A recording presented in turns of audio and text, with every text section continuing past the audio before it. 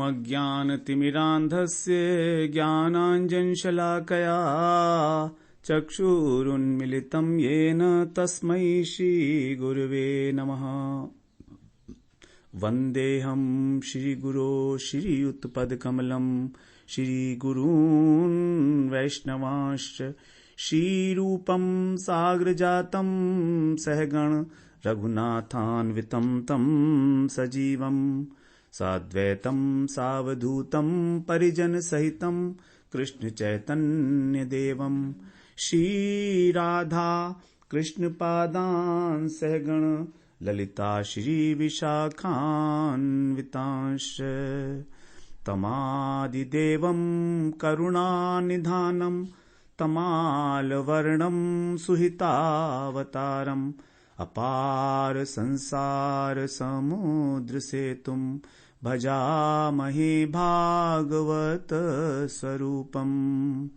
हे देव हे दैत हे भुवनैक बंधो हे कृष्ण हे चपल हे करुणैक सिंधो हे नाथ हे रमण हे नयनाभिराम हा हा कदानुभवितासि पदं दृशोर्मे। श्री कृष्ण चैतन्य प्रभु नित्यानंद श्री अद्वैत गदाधर शिवसदि गौर भक्त वृंद। हरे कृष्णा कृष्णा कृष्णा हरे हरे हरे राम राम राम हरे हरे। हरे कृष्णा। सर्वप्रथम मैं अपने गुरुपाद पद्म ओम विष्णुपाद अष्टोत्तर शत श्री श्रीमद् भक्तिवेदांत माधव गोस्वामी महाराज के चरण कमलों में अनंत कोटि दंडवत प्रणाम ज्ञापन करता हूं। हम लोग श्रीमद् भागवत पुराण में प्रथम स्कंध का तृतीय अध्याय उसका श्रवण कर रहे हैं, जिसमें भगवान के अवतारों का वर्णन किया गया है। तो हम लोगों ने भगवान के 22 अवतारों के विषय में श्रवण किया 27वें श्लोक तक। यद्यपि यहां पर 22 अवतारों का वर्णन है श्रीमद् भागवत में, लेकिन इनके अतिरिक्त 2 अवतार और बताए गए हैं। भगवान का एक अवतार है श्री हरि के रूप में। जब उन्होंने गजेंद्र की रक्षा करने के लिए ध्रुव उसको ग्रह से गजेंद्र की रक्षा करने के लिए जब उन्होंने अवतार लिया था, तब तो उसको कहा गया है भगवान का अवतार श्री हरि के रूप में।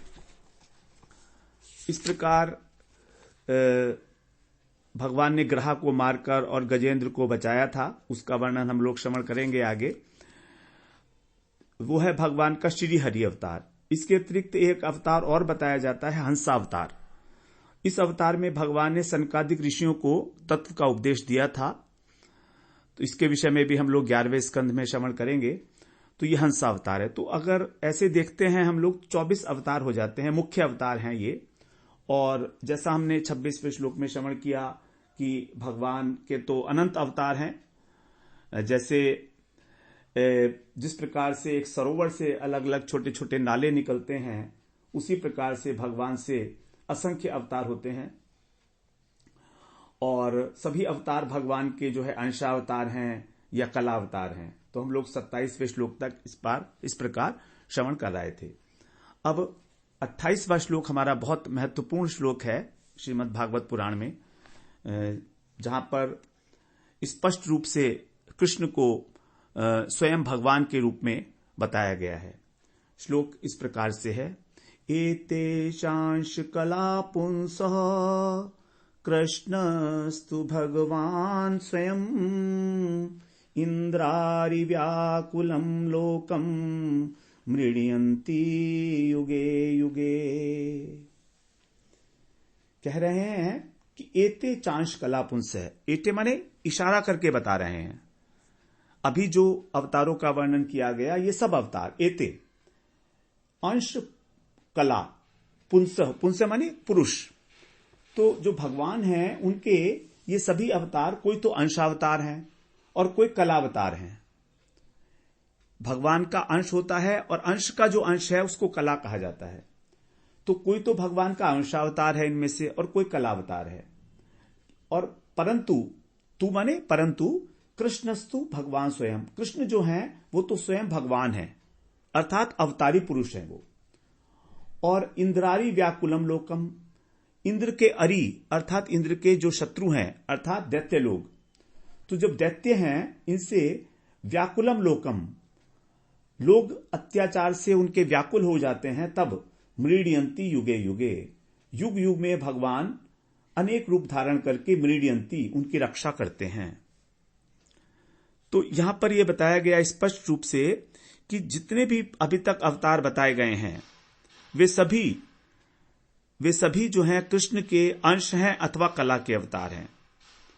और इस बात को कहने की आवश्यकता क्या पड़ी, क्योंकि अवतारों की संख्या में कृष्ण को भी गिना गया था। अवतारों की संख्या में 19 और 20वें अवतार के रूप में 23वें श्लोक में कहा गया था, राम और कृष्ण दोनों को ही अवतार बताया गया था, तो वहां पर कृष्ण का नाम भी आया था। तो क्योंकि कृष्ण का नाम वहां पर आया है, इसलिए इस बात को स्पष्ट करना आवश्यक था कि यद्यपि कृष्ण का नाम अवतारों के वर्णन में है, लेकिन वे केवल अवतार ही नहीं है, वे वास्तव में अवतारी पुरुष हैं, अवतारी भगवान है, वो स्वयं भगवान है। तो कहने को कह तो दिया गया कहने मात्र के लिए कि वे अवतार हैं, लेकिन उनसे ही सभी अवतार प्रकट होते हैं। जब उनकी इच्छा हुई तो वो स्वयं भी अवतार लेकर आ गए। तो पुरुष के कई प्रकार के अवतार होते हैं, कुछ ज्ञान शक्ति से होते हैं, कुछ क्रिया शक्ति से होते हैं। किसी किसी अवतार में ज्ञान शक्ति प्रकट होती है और क्रिया शक्ति छिपी होती है। जैसे यदि हम देखें तो नरसिंह अवतार और वराह अवतार, ये क्रिया शक्ति है, इसमें इन्होंने दैत्यों का वध किया, ज्ञान शक्ति इनमें छिपी है।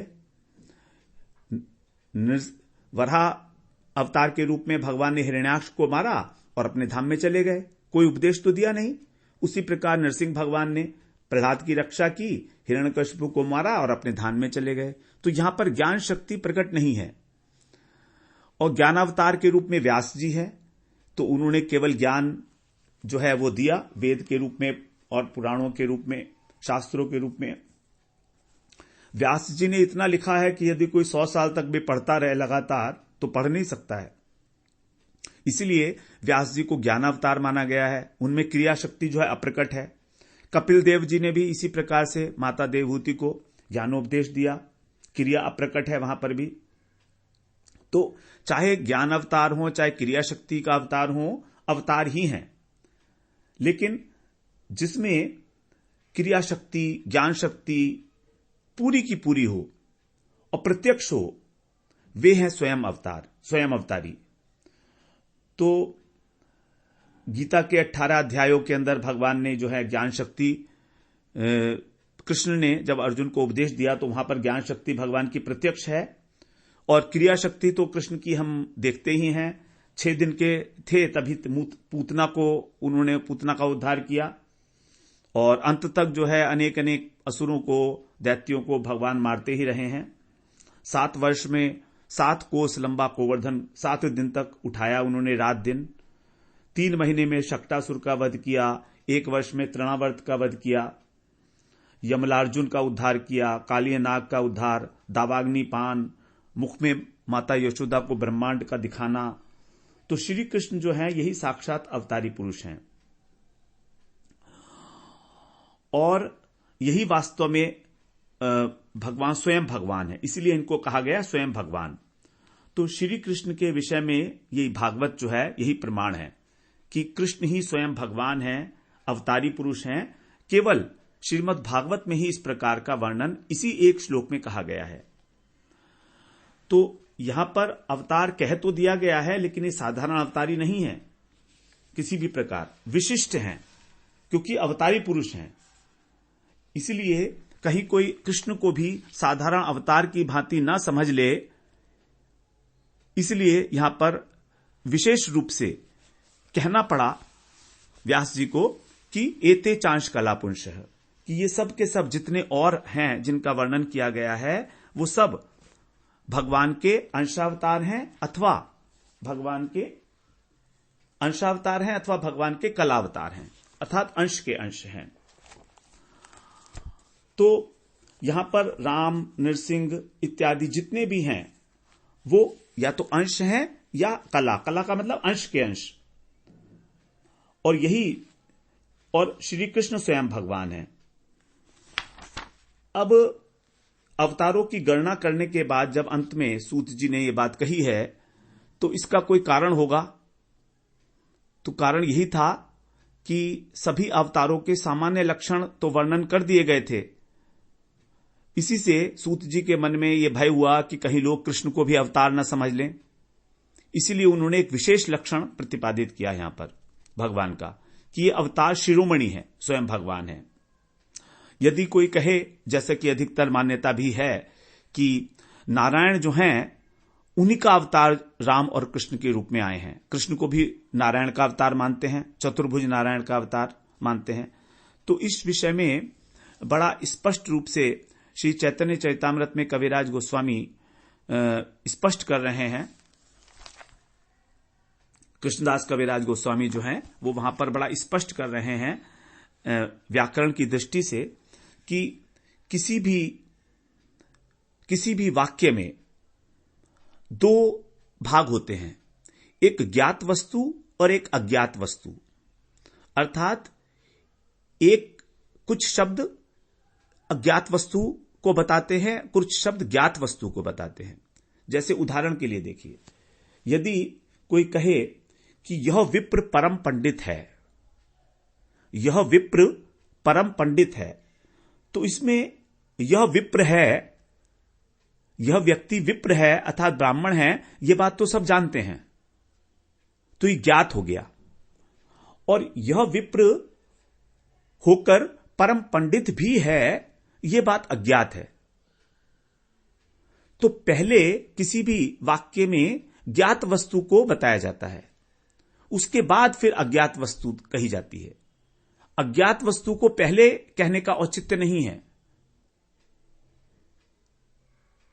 यह विप्र परम पंडित है, तो यह व्यक्ति विप्र है, इस बात को तो जानते हैं, यह ज्ञात तथ्य है, सब लोग जानते हैं ब्राह्मण है।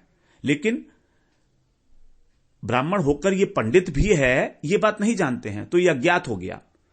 तो अज्ञात को बाद में रखा जाता है, ज्ञात को पहले रखा जाता है। और जो ज्ञात है उसको कहते हैं अनुवाद, उसके लिए एक टेक्निकल वर्ड है अनुवाद। और जो अज्ञात है उसको कहते हैं विधेय। तो किसी भी वाक्य में अनुवाद को पहले कहकर फिर बाद में विधेय कहा जाएगा। विधेय को पहले नहीं कहेंगे। यह व्यक्ति पंडित विप्र है ऐसा नहीं कहेंगे। पंडित विप्र है, विप्र तो सब जानते हैं, इसलिए विप्र को पहले कहा जाएगा। तो अनुवाद को पहले कहकर फिर विधेय को कहने का ही विधान है। इसी प्रकार से यहां पर कहा गया कृष्णस्तु भगवान स्वयं, कि ये कृष्ण हैं, ये अवतार हैं, ये बात तो सब जानते हैं। लेकिन ये किनके अवतार हैं, ये बात अभी तक अज्ञात है। तो उस एते शब्द से पहले कहा एते, एते का मतलब है अवतार, जो पहले 24 अवतार कहे गए हैं, तो यह अनुवाद हो गया, अर्थात ज्ञात वस्तु है। अब उसके बाद कहा गया एते चांश कला पुंसः, एते चांश कला पुंसः, पुंसः मतलब पुरुष, तो पुरुष के अंश हैं, यह बाद में कहा गया, तो यह विधेय हो गया। उसी प्रकार से कृष्णस्तु भगवान स्वयं, यह दूसरा वाक्य है, कृष्ण अवतार हैं, यह अनुवाद हो गया। और स्वयं भगवान है, यह विधेय हो गया। तो यही एक रीति है, यही एक नियम है कि पहले ज्ञात वस्तु का वर्णन, उसके बाद अज्ञात वस्तु का वर्णन।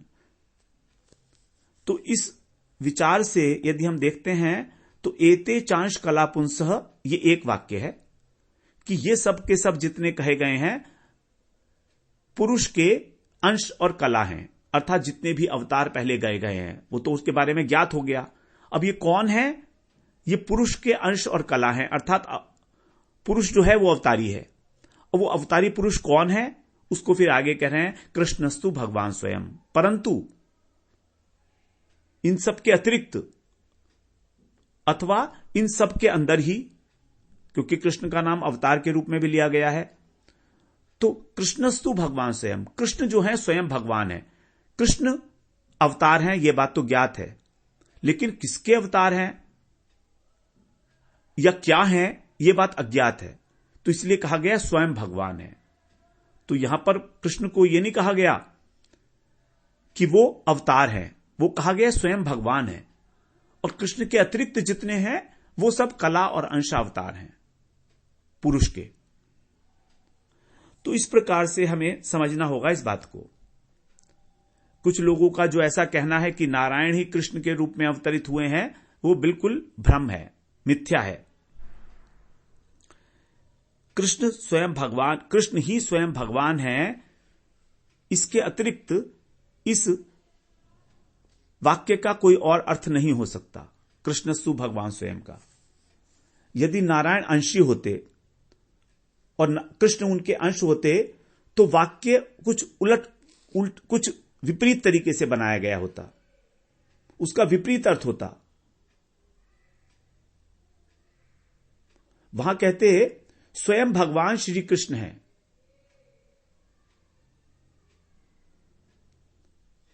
यहां पर कहा गया कि कृष्ण स्वयं भगवान है, कृष्णस्तु भगवान स्वयं।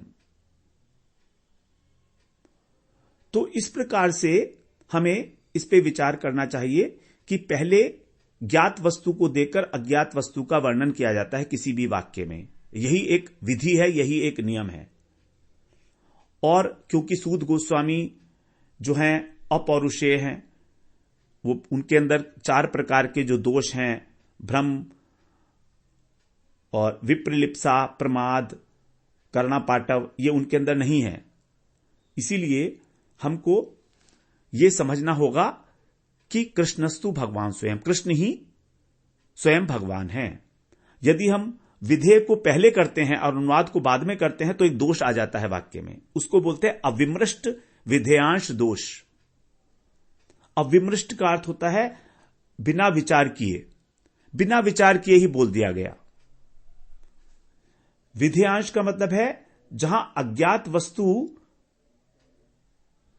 मुख्य रूप से बताई नहीं गई है, विधेयांश। तो अमृष्ट, अविमृष्ट, विधेयांश दोष, इसके अंदर हम लोग इतना नहीं जाएंगे डिटेल में अधिक।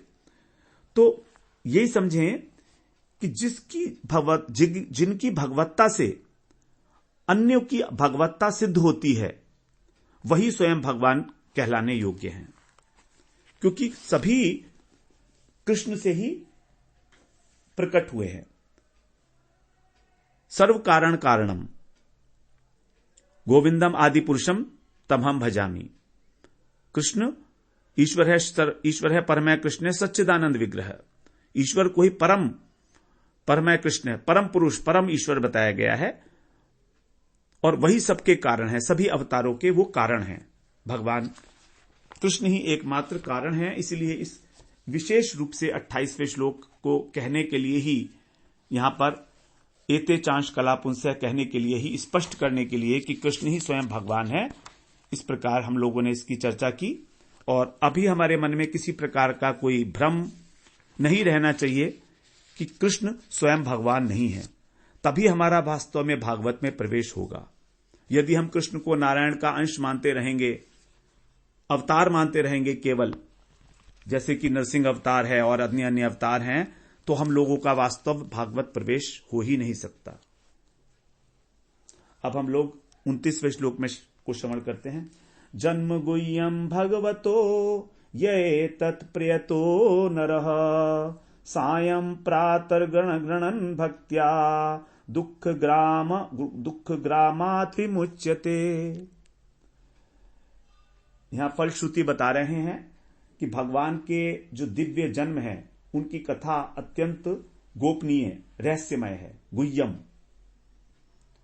और जो प्रयत्न पूर्वक, प्रयतो, इसकी एकाग्र चित्त से प्रीतिपूर्वक, भक्त्या माने प्रीतिपूर्वक, प्रेम से नित्य सायकाल और प्रातःकाल जो इसका पाठ करता है, दुख ग्रामात विमुच्यते, वो समस्त दुखों से पार हो जाता है, उसको किसी प्रकार का दुख नहीं मिलता जो इन अवतारों की नाम को श्रवण करता है।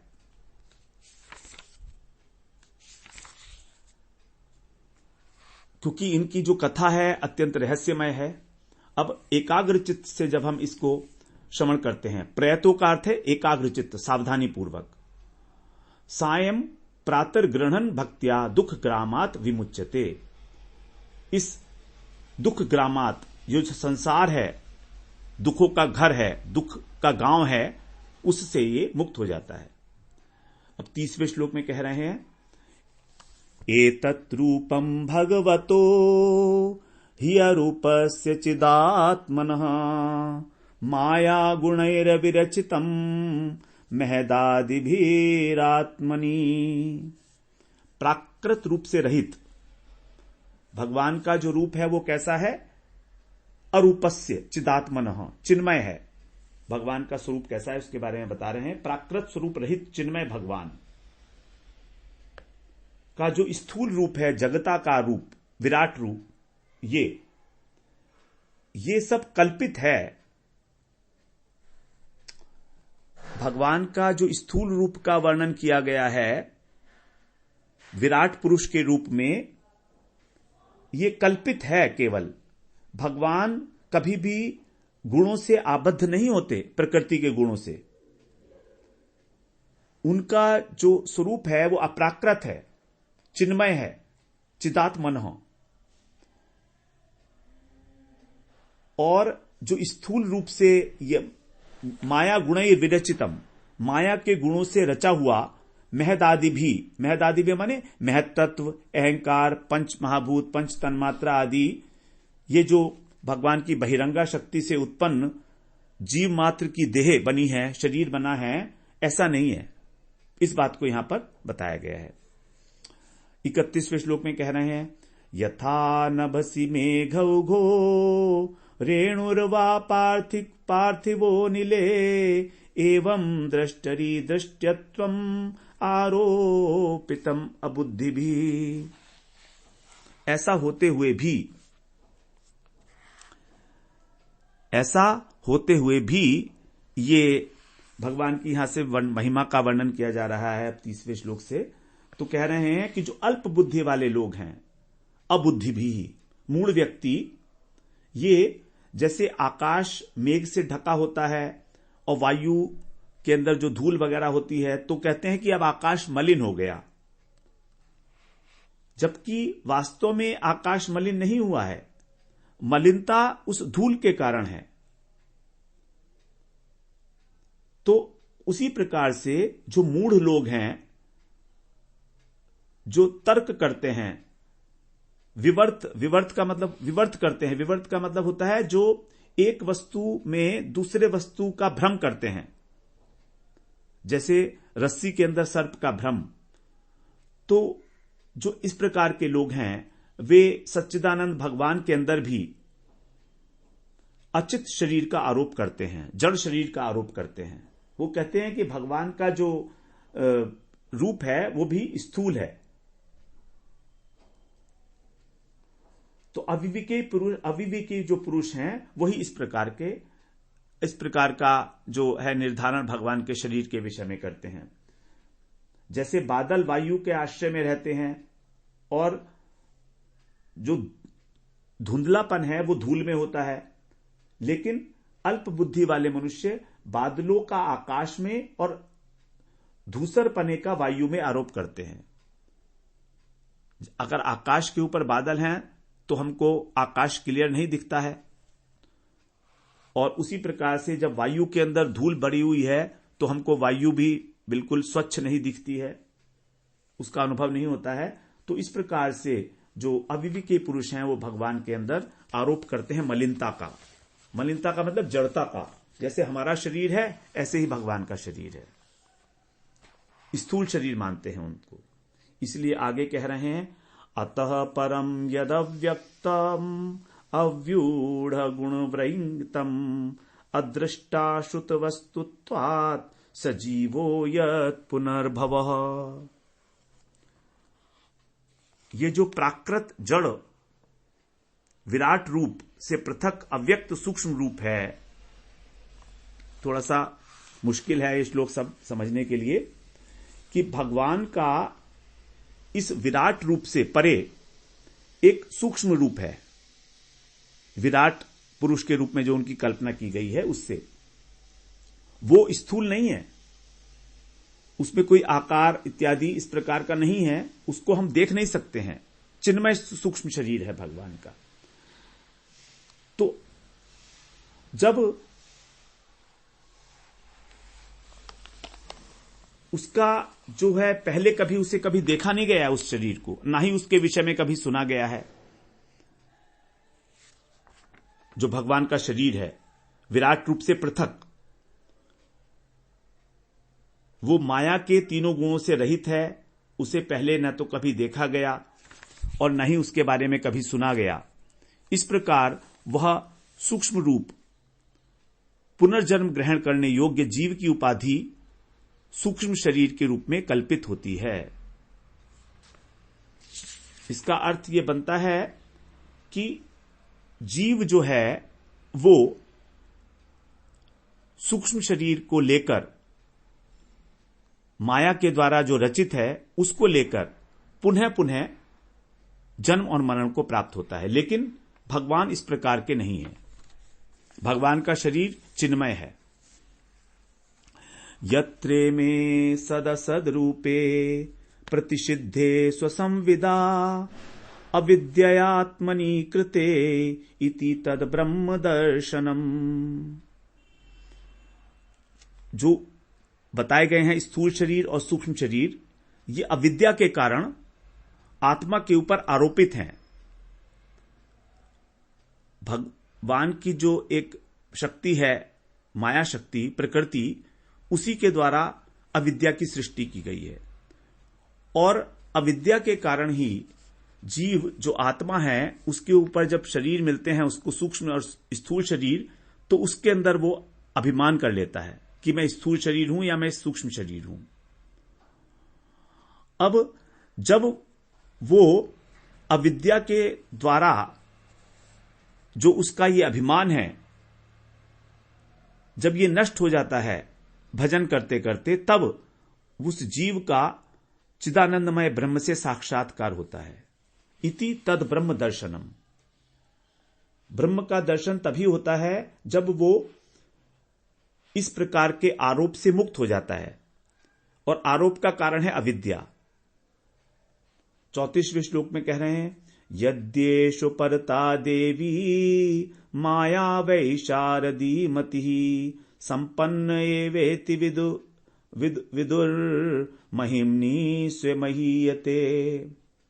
जो तत्वज्ञानी लोग हैं वो जानते हैं इस बात को कि जिस समय भगवान की ये माया, देवी माया भगवान की, जब ये देवी माया निवृत्त हो जाती है अर्थात नष्ट हो जाती है, उस समय जीव जो है उसका अप्राकृत चिन्मय शरीर जो है वो प्रकट हो जाता है और वो अपनी महिमा के अंदर प्रतिष्ठित हो जाता है। महिम्नि सोय महीयते। तो तत्ववेत्ता जो लोग हैं वही इस बात को जानते हैं कि भगवान की कृपा से उनकी जो दैवी माया है ये दूर होती है, जिसको भगवान ने कहा था मम माया दुरतया, ये यथा जो मेरी शरण में आते हैं वही केवल इससे दूर हो सकते हैं। तो जब जीव मात्र की स्थूल और सूक्ष्म शरीर की जो उपाधियां हैं आरोपित, जब ये नष्ट हो जाती हैं, अर्थात हमारा सूक्ष्म शरीर जब तिरोहित हो जाता है, एवोपरेट हो जाता है, उस समय जीव जो है, आत्मा जो है, अपने स्वरूप में अपनी महिमा में प्रतिष्ठित हो जाती है और अपनी महिमा से भ्रष्ट होने पर वो निंदनीय है।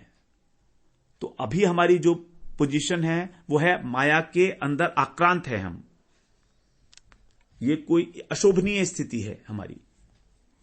आगे कह रहे हैं, एवं जन्मनि कर्माणि ह्यकर्तुर अजनस्य च वर्णयन्ति स्म कवयो वेद गुह्यानि हृत्पतेः। एवं जन्मानि कर्माणि, इस प्रकार भगवान की जो जन्म और कर्म हैं वे जीव की भांति माया से अतीत है, क्योंकि भगवान अकर्ता है। अजन्य माने अजन्मा, भगवान अजन्मा है और भगवान अकर्ता है, तो उनका जो जन्म और कर्म देखा जा रहा है वो दिखाई देने पर भी माया से अतीत है।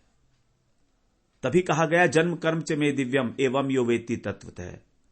भगवान ने गीता में 4थे अध्याय में ये बात कही है कि मेरा जो जन्म और कर्म है वो दिव्य है, अर्थात माया से अतीत है, और जो इस बात को जानता है वही मुझको प्राप्त करता है। त्यक्त्वा देहम पुनर्जन्म नैति मामेति सो अर्जुन, जो इस बात को जानता है, तत्व से जानता है। तो यही यहां कह रहे हैं कि भगवान की जो आविर्भाव, तिरोभाव इत्यादि लीलाएं हैं वे माया के द्वारा संचालित नहीं है। इसीलिए भगवान का जो जन्म और कर्म है वर्णयंती इसमें का मतलब भूतकाल, कवियों माने विद्वान लोगों ने, वेद गुह्यानि हृत्पते, हृत्पते माने हृदय के स्वामी। तो हमारे हृदय के जो स्वामी हैं अर्थात अंतर्यामी, तो अंतर्यामी भगवान का जो अंतर्यामी परमात्मा का जो जन्म और कर्म है ये कैसा है? अत्यंत रहस्यमय है। वेद गुह्यानि, वेदों में अत्यंत गोपनीय तरीके से इसका प्रतिपादन किया गया है, स्पष्ट नहीं कहा गया है, अत्यंत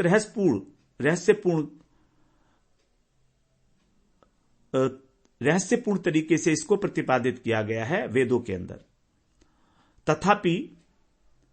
तथापि रसिक जन जो हैं वे उन अलौकिक लीलाओं का कीर्तन करते हैं। यद्यपि भगवान की लीलाएं और भगवान का जन्म दिव्य है, अत्यंत रहस्यमय है, वेदों में उसका स्पष्ट उल्लेख नहीं होने पर भी पुराणों के माध्यम से जो तत्ववेत्ता लोग हैं वो भगवान की जन्म और कर्म के रहस्य को जानते हैं और फिर उसका कीर्तन करते हैं, क्योंकि भगवान का जन्म और कर्म, उनकी लीलाएं अत्यंत रहस्यमय हैं वेदों के लिए भी। वो हमारे हृदयेश्वर भगवान जो हमारे हृदय के अंदर बैठे हैं, देखिए हृत्पते कहा, यहां पर बड़ा इंपॉर्टेंट वर्ड है ये, हृदयेश्वर, हृदय के स्वामी। तो जन्म और कर्म ना होते हुए भी उनका जो जन्म और कर्म देखा जा रहा है वो वेदों के अंदर भी अत्यंत रहस्यमय तरीके से प्रतिपादित है, और उसी का रसिक जन जो भगवान के भक्त हैं वो कीर्तन करते हैं। आगे कह रहे हैं 36वें श्लोक में, सवाइदम विश्वमोघलीलः सृजत्यवत्यत्ति न सज्जतेऽस्मिन् भूतेषु चान्तर्हित आत्मतन्त्रः षाड्वर्गिकं जिघ्रति षड्गुणेशः। अमोघ लीलः, अमोघ है भगवान की लीला। अमोघ का मतलब होता है अब जिसका कभी क्षय नहीं है, जो व्यर्थ नहीं है। मोघ का अर्थ होता है व्यर्थ, मोघाशा, मोघ कर्माणो, मोघ ज्ञाना विचेतसः, 9वें अध्याय में भगवान ने बोला है। तो यह अमोघ है, अर्थात जो भी भगवान की लीला का गान करेगा उसको प्राप्ति होगी, भगवान की प्राप्ति होगी। अमोघ, रामबाण जैसे बोलते ना, रामबाण औषधि है। तो भगवान की जो लीलाएं हैं अमोघ है, और इसी से भगवान क्या करते हैं? सृजति उत्पत्ति, सृजन करते हैं, पालन करते हैं और संहार करते हैं भगवान। तो भगवान की लीलाएं अलौकिक हैं। विश्वम का मतलब है भगवान यहां पर। तो सृजति, अवति और अत्ति, ये 3 शब्द हैं यहां पर। सृजति प्लस अत्ति प्लस, अब सृजति प्लस अवति प्लस अत्ति। सृजति का मतलब सृजन, अवति का अर्थ है पालन करना, और अत्ति का अर्थ है संहार करना। तो भगवान अपनी लीलाओं में इस सृष्टि का उत्पत्ति भी करते हैं, पालन भी करते हैं और संहार भी करते हैं। न सज्जते अस्मिन, लेकिन इसमें आसक्त नहीं होते। सज्जते का अर्थ है आसक्त होना। किसी भी प्रकार वो आसक्त नहीं होते। भूतेषु च अंतर्हित आत्मतंत्र, भगवान स्वतंत्र हैं, परम स्वतंत्र हैं भगवान। और प्राणियों के अंतःकरण में, भूतेषु माने प्राणियों में, अंतर्हित माने अंतर, अंतःकरण में छिपे रहकर क्या करते हैं? षाड वर्गिकम जिघ्रति षड गुणेश। जो 6 इंद्रियां हैं, 5 ज्ञानेंद्रियां हैं और मन है, तो इन के द्वारा जो विषयों को हम ग्रहण करते हैं तो भगवान उनसे ग्रहण भी करते हैं। देखिए कितनी बड़ी बात है। हम इंद्रियों के द्वारा जो भी विषय ले रहे हैं मन के द्वारा, वो भगवान ग्रहण कर रहे हैं, स्पर्श करते हैं उसको। कैसे स्पर्श करते हैं? जिघ्रति, सुगंध की तरह, ऊपर ऊपर से स्पर्श करते हैं सुगंध की तरह। अब सुगंध को, लेकिन उसमें आसक्त नहीं होते। न सज्जते, क्योंकि वो परम स्वतंत्र हैं। तो हमारी सभी इंद्रियों के नियंता हैं भगवान, इसीलिए उनको कहा जाता है ऋषिकेश। ऋषिकेश का संधि विच्छेद होता है ऋषिक प्लस ईश। ऋषिक माने इंद्रियां। तो हमारी इंद्रियों के स्वामी होने के कारण हमारी इंद्रियों के द्वारा, मन के द्वारा जो भी विषय बाहर से ग्रहण किए जाते हैं उसको भगवान स्पर्श करते हैं, लेकिन फिर भी वो उनसे अलग रहते हैं। न सज्जते अस्मिन, उसमें आसक्त नहीं होते। तो ना तो सृष्टि में आसक्त होते हैं, पालन संहार में, और न ही किसी प्रकार से वो विषयों के अंदर आसक्त होते हैं जो हमारे द्वारा लिए जाते हैं इंद्रियों के द्वारा। उनको क्योंकि उनके अंदर किसी प्रकार की स्पृहा नहीं है भगवान में। भगवान ने कहा भी है कि कर्म जो है वो मुझे लिपायमान नहीं कर सकते। न माम कर्माणि लिंपंती न मे कर्म फले स्पृहा। जो कुछ भी कर्म किए जा रहे हैं भगवान के द्वारा अथवा जीव मात्र के द्वारा, क्योंकि जीव मात्र के अंदर जो उसके हृदय के ईश्वर हैं, हृतपते अंतर्यामी, वो तो भगवान ही है। तो भगवान उसको स्पर्श करते हैं। कैसे स्पर्श करते हैं? जिघ्रति, सुगंध की तरह, ऊपर ऊपर से। अब सुगंध हमने ली, बस सुगंध ले ली और उसमें आसक्त नहीं है। लेकिन षड गुणेश, षड गुण का मतलब है 6 इंद्रियों के स्वामी है भगवान। ऋषिकेश, षड गुणेश का मतलब ऋषिकेश। तो ऋषिकेश की भांति वो परम स्वतंत्र भी हैं। आत्मतंत्र, आत्मतंत्र का मतलब है स्वतंत्र। तो माया के जो 6 माया के जो गुण हैं वो उनको कभी स्पर्श नहीं कर सकते हैं। तो जीव मात्र के हृदय में विराजमान होकर भी सभी विषयों को ग्रहण करते हुए भी भगवान किसी विषय के अंदर आसक्त नहीं होते। यही ये बात यहां पर स्पष्ट रूप से बताई गई है 36वें श्लोक में। फिर हम लोग आगे फिर श्रवण करते हैं 37वें श्लोक को अगले सत्र में। वांछा कल्पतरुभ्यश्च कृपा सिंधुभ्यैव च पतितानां पावनेभ्यो वैष्णवेभ्यो नमो नमः।